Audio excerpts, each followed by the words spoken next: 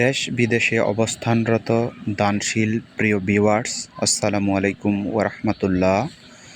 আমি মোহাম্মদ আবুল কালাম আজাদ আপনাদেরকে আজকে দেখাবো মধ্য চরগাছিয়া পুরানবেড়ি জিলানি জামে মসজিদের নির্মাণ কাজ।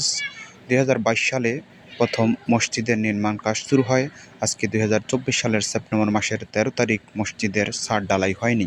আমরা অর্থ সংকটে ভুগছি। প্রিয় দানশীল ভাইরা, আপনারা যেখান থেকে পারেন, যতটুকু পারেন আমাদের মসজিদের জন্য মুক্ত হস্তে দান করুন। আপনাদের এই দানের অর্থ আমরা প্রকৃত মসজিদ কাজে ব্যয় করব।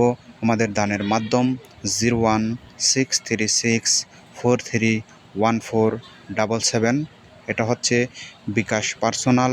আপনারা যতটুকু পারেন অর্থ দিয়ে মসজিদটির নির্মাণ কাজ করার জন্য সহযোগিতা করুন। আপনাদের এই দানের অর্থ প্রকৃতপক্ষে মসজিদ কাজে ব্যয় করা হবে, এটা আমার আল্লাহর কাছে ওয়াদা।